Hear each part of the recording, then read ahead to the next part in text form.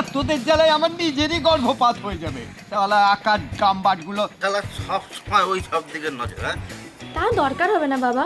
শিল্পপতি প্রাণেশ সেনগুপ্তর মেয়েকে উত্তপ্ত করার ক্ষমতা কারোর হবে না। লুক মাই হাইট, অনেকটা নিসোর মতো।